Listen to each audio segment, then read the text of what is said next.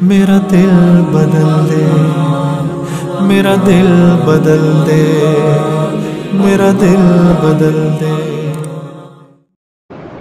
ومن يضلل فلا هادي له، ونشهد أن لا إله إلا الله وحده لا شريك له، ونشهد أن سيدنا ومولانا محمدا عبده ورسوله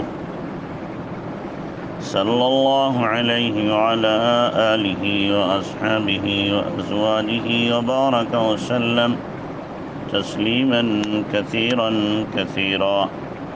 أما بعد فأعوذ بالله من الشيطان الرجيم. بسم الله الرحمن الرحيم.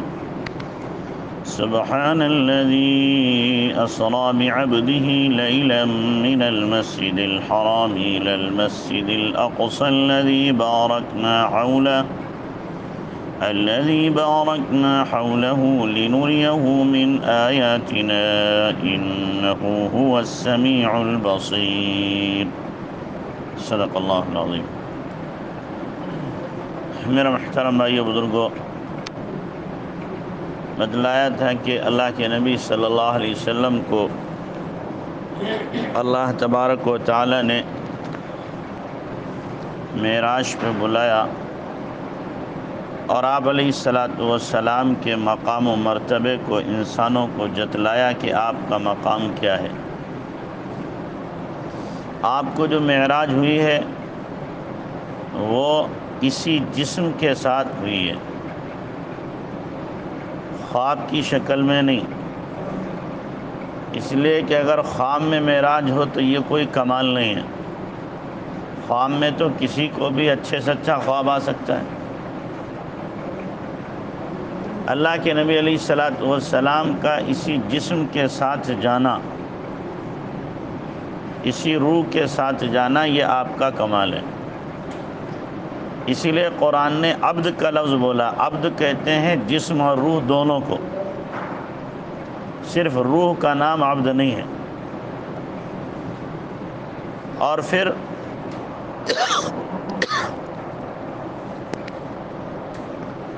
اللہ کے نبی صلی اللہ علیہ وسلم کی جو کفار مکہ نے تکذیب کی ہے، اگر آپ خواب بیان کرتے میں نے خواب دیکھا ہے تو کہتے کوئی بڑی بات نہیں۔ جو آپ کو جھٹلایا ہے وہ اسی لیے جھٹلایا ہے کہ آپ نے فرمایا میں اسی جسم کے ساتھ راتوں رات گیا ہوں اور پھر رات ہی میں واپس آ گیا ہوں، اس لیے آپ علیہ السلام کو جھٹلایا گیا۔ اور اللہ تبارک و تعالی نے نبی صلی اللہ علیہ وسلم کو اس مقام پر عبد کے لفظ سے پکارا ہے۔ سبحان الذی اسری بعبدہ، اپنے بندے کو۔ اس سے پتہ چلا کہ یہ جو آپ علیہ السلام کو اتنے مقامات حاصل ہوئے، کسی کے ذہن میں یہ نہ آ جائے کہ خدائی کا دعویٰ ہو جائے۔ جیسے عیسیٰ علیہ السلام کو اللہ تعالیٰ نے آسمانوں پر بلا لیا زندہ، تو عیسیٰ علیہ السلام کو ایک وجہ سے اس لیے بھی معبود مانتے ہیں کہ ان کو آسمانوں پہ بلا لیا گیا۔ تو اللہ تبارک و تعالیٰ نے اس ذہنیت کو صاف کرنے کے لیے عبد کا لفظ استعمال کیا کہ وہ بندے ہی رہے، اگرچہ مقام وہ ملا جو کسی کو نہیں ملا۔ اس لیے کہ بندے کے لیے بندہ ہونا ہی سب سے اونچا مقام ہے۔ بندے کے لیے عبدیت سے بڑھ کر کوئی مقام نہیں ہو سکتا۔ اس مقام پر معراج کے واقعے میں اگر عبدیت سے اونچا کوئی مقام ہوتا تو اللہ وہ لفظ یہاں پر اپنے نبی کے لیے استعمال کرتا۔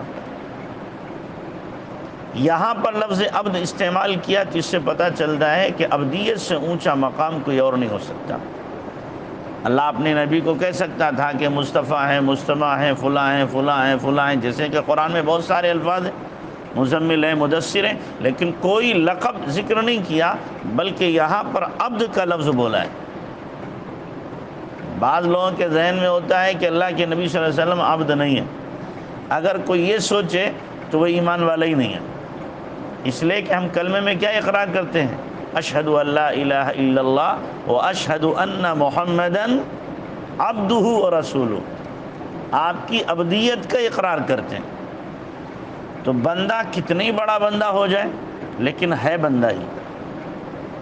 اور پھر یہ اللہ کے نبی صلی اللہ علیہ وسلم کے لیے بہت بڑا شرف ہے کہ اللہ فرمائے بعبدہ، اپنے بندے کو۔ اللہ نے اپنے نبی کو کیا کہا؟ میرے بندے۔ ہم سب کہتے ہیں اللہ کے بندے، اور اللہ کسی کو کہہ دے میرا بندہ، یہ ہے اس کے لیے کمال اور اس کے لیے شرف اور اس کے لیے عظمت کی بات۔ بادشاہ کسی کو کہہ دے کہ جناب یہ میرا خاص آدمی ہے تو اس کا سینہ چوڑا ہو جاتا ہے کہ بادشاہ نے ہمیں کہہ دیا ہے۔ ویسے تو ہر ایک کہہ رہا ہے کہ ہم بادشاہ کی رعایا ہیں، لیکن رعایا کو بادشاہ کہیں یہ اس کے لیے شرافت اور نجابت کی بات ہوتی ہے۔ تو اللہ تبارک و تعالیٰ نے یہاں پر اپنے نبی صلی اللہ علیہ وسلم کو عبد کے لفظ سے تعبیر فرمایا۔ ایک مقام پر اور فرمایا وَأَنَّهُ لَمَّا قَامَ عَبْدُ اللَّهِ، کہ جب اللہ کا بندہ کھڑا ہوتا ہے، یہاں پر بھی اللہ کے نبی علیہ الصلوۃ والسلام مراد ہیں کہ جب نبی علیہ السلام عبادت کرتے ہیں بندہ بن کر کے، تب اس وقت مشرکین آپ کو ستاتے ہیں۔ تو نبی علیہ الصلوۃ والسلام بھی اپنی عبدیت کا اقرار کر رہے ہیں، اللہ بھی جتا رہا ہے یہ کیا ہے؟ عبد ہی ہیں۔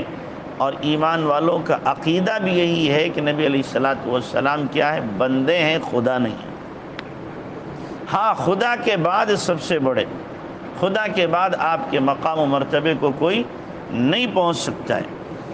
سبحان الذی اسری بعبدہ لیلا من المسجد الحرام، پاک ذات ہے جو لے گیا اپنے بندے کو راتوں رات۔ لیلاً عربی گرامر کے حساب سے نکرہ، یعنی رات کے کچھ حصے میں۔ یہ واقعہ جو پیش آیا پوری رات میں نہیں آیا، رات کے تھوڑے سے حصے میں اللہ تعالیٰ نے پوری کائنات کے نظام کو تھام دیا تھا۔ جیسے کوئی منسٹر گزرتا ہے تو کیا کرتے ہیں؟ سارے روڈ بند ہو جاتے ہیں، ٹریفک جام ہو گیا، کیوں؟ منسٹر صاحب جا رہے ہیں۔ ایسے اللہ تبارک و تعالیٰ نے پوری کائنات کا ٹریفک کیا کر دیا؟ جام کر دیا۔ نہ سورج کام کرے گا، نہ ستارے کام کریں گے، نہ زمین کام کرے گی، نہ آسمان کام کرے گا۔ پورا نظام اپنی جگہ پہ تھما ہوا ہے، اس لیے کہ جس کی وجہ سے کائنات کو بنایا گیا ہے آج اس کو اللہ تبارک تعالیٰ بلا رہا ہے، اور اس کے استقبال کے لیے فرشتے تیار ہیں۔ انبیاء کرام علیہ الصلوۃ والسلام استقبال میں ہیں۔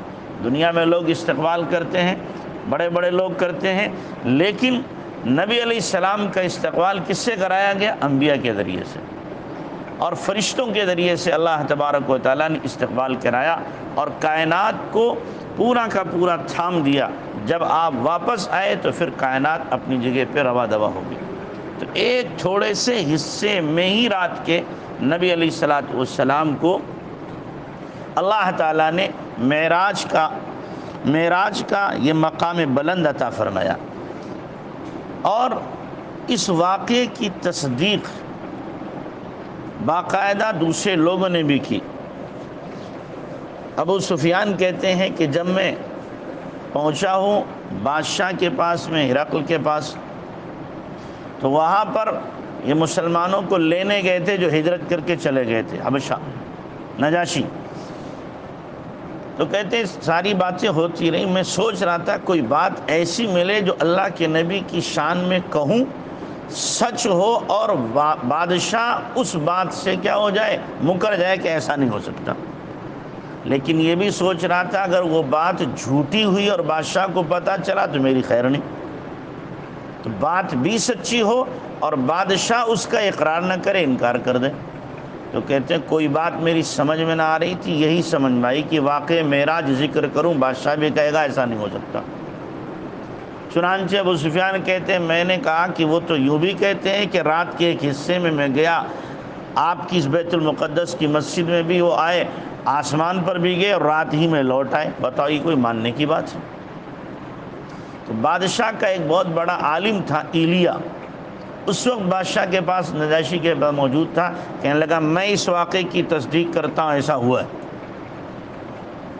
تو نجاشی نے پوچھا تم کیسے تصدیق کرتے ہو، تمہیں کیا پتہ؟ کہنے لگا میں بیت المقدس کے دروازوں کو خود بند کرتا تھا مسجد کے، اور میں نے اس رات سارے دروازے بند کیے، ایک گیٹ بند ہی نہ ہوا۔ بڑی کوشش کی، سارے عملے کو بلایا، بند نہیں ہوا، اور پھر میں نے انجینئر کو بلایا، اس نے دیکھا، کہنے لگا یہ عمارت کا چھت کا حصہ دروازے پہ آ گیا، یہ نہیں بند ہوگا، کھلا چھوڑ کے چلا گیا میں۔ رات بھر وہ دروازہ کھلا رہا، صبح کو آیا تو میں نے دیکھا کہ جو پتھر پڑا ہوا تھا اس میں سوراخ تھا، اور اس میں کوئی جانور باندھا گیا ہے، وہاں جانور کے کیا تھے، کھر بھی تھے، وہ براق تھا۔ صبح کو دروازہ دیکھا، وہ ٹھیک ہے، پھر بند ہو گیا ایک ہی آدمی سے۔ تو اللہ تعالیٰ نے اس نے کہا نبی کو یہاں پر بلایا تھا، اس مسجد میں نماز پڑھنا تھی، اسی لیے اللہ نے نظام یہ بنایا کہ دروازہ بند ہی نہیں ہوا۔ تو ابو سفیان وہاں پر بھی منہ کی کھا گئے کہ جو جھٹلانا چاہتے تھے اللہ کے نبی صلی اللہ علیہ وسلم کو، اور بادشاہ کی نظر میں آپ علیہ السلام کے مقام کو گرانا چاہتے تھے، تو آپ کا مقام اور بڑھ گیا کہ بھئی کسی کو آدمی ذلیل کرنا چاہے اور اللہ نہ چاہے تو ذلیل ہو جائے گا، اور اللہ کسی کو عزت دینا چاہے تو ظاہر ہے اسے عزت ملے گی، اور اللہ کسی کو ذلیل کرنا چاہے، ساری دنیا کی اس کے پاس فوج ہو، طاقت ہو، قوت ہو، سب کچھ ہو، لیکن وہ ذلیل ہو کر کے رہے گا۔ سبحان الذی اسری بعبدہ لیلا من المسجد الحرام، پاک ذات ہے جو لے گیا اپنے بندے کو راتوں رات مسجد حرام سے الی المسجد الاقصی، مسجد اقصی تک، الذی بارکنا حولہ، جس کو گھیر رکھا ہے ہماری برکت نے۔ مسجد اقصی وہ مسجد ہے جس کو حضرت سلیمان علیہ السلام نے بنایا، مسجد حرام سے 500 سال کے بعد یہ بنی ہے۔ مسجد حرام 500 سال پہلے ہے، مسجد اقصی 500 سال بعد ہے۔ مسجد حرام میں 1,00,000 نمازوں کا ثواب ہے، اور مسجد نبوی صلی اللہ علیہ وسلم میں 50,000 نمازوں کا ثواب ہے۔ ایک صحیح روایت میں 1,000 کا ہے، اور 50,000 کا بھی ہے ضعیف روایت میں، اور مسجد اقصی میں 25,000 نمازوں کا یا پھر 500 نمازوں کا ثواب ہے۔ یہ مختلف روایات ہیں۔ 4 مسجدیں ایسی ہیں کہ جہاں پر دجال نہیں جائے گا۔ مسجد حرام پورے مکے میں نہیں جائے گا، مسجد نبوی پورے مدینہ میں نہیں جائے گا، مسجد بیت المقدس اور مسجد طور جہاں پر حضرت موسیٰ علیہ السلام پر اللہ نے وحی اتاری تھی، سب سے پہلی وحی۔ یہ 4 مقامات ایسے ہیں کہ دجال کی رسائی ان تک نہیں ہو سکے گی، نہیں پہنچ سکے گا۔ الذی بارکنا حولہ، جس مسجد کے ہم نے گردا گرد برکت رکھی ہے۔ جو فلسطین کا علاقہ ہے، فلسطین کا علاقہ اتنا نہیں جو آج کل ہے، پورا اسرائیل جو ہے وہ بھی فلسطین میں، جو فلسطین وہ بھی فلسطین میں، اسی طریقے سے جارڈن کا اکثر حصہ وہ بھی فلسطین کے اندر ہے، یہ پورا کا پورا فلسطین میں ہے۔ اس علاقے کو اللہ تبارک و تعالیٰ نے روحانی اور مادی دونوں اعتبار سے بہت نوازا ہے۔ مادی اعتبار سے اس علاقے میں، اس علاقے کی جو زمین ہے اس کے اندر جو طاقت اگانے کی ہے، پوری دنیا میں ایسی زمین کہیں نہیں۔ وہاں کے پھل، وہاں کا زیتون اور اسی طریقے سے دیگر زمین سے اگنے والی جو اگنے والے سامان ہیں، چیزیں ہیں، بندوں کی غذائیں ہیں، وہاں جیسی ملیں گی پوری دنیا میں کہیں نہیں ملیں گی، پوری دنیا میں۔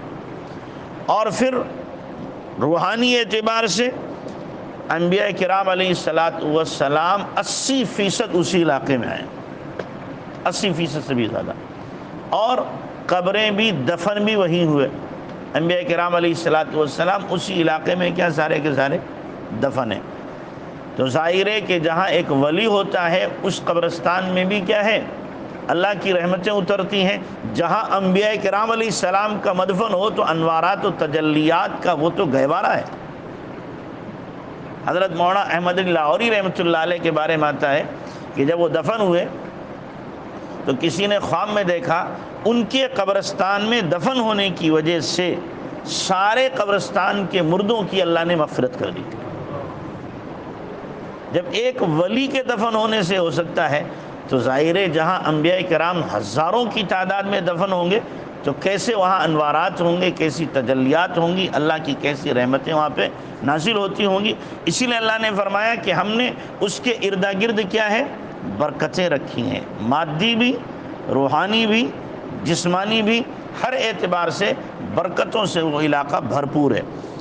لِنُرِيَهُ مِنْ آیاتنا، تاکہ دکھلائیں اس کو کچھ اپنی قدرت کے نمونے۔ اللہ تعالیٰ نے شب معراج میں جناب رسول اللہ صلی اللہ علیہ وسلم کو اپنی قدرت کے نمونے دکھائے، آسمانوں کی سیر کرائی، جنت کی سیر کرائی، جہنم کے علاقے کو بھی دیکھا۔ دیکھنے سے مراد یہ نہیں کہ اللہ کے نبی پر اثر کیا ہو، ظاہر ہے جہنم بھی اللہ کی مخلوق ہے، وہی مخلوق ہے۔ اللہ کے نبی گئے تو وہ آگ نہیں، اب باغ ہے۔ اللہ کے نبی علیہ السلام نے ان مناظر کو اپنی آنکھوں سے دیکھا اور آ کر کے بعد میں اللہ کے نبی نے بیان بھی کیا ہے۔ انہ هو السمیع البصیر، وہی ہے سننے والا اور دیکھنے والا۔ میرا دل بدل دے، میرا دل بدل دے، میرا دل بدل دے۔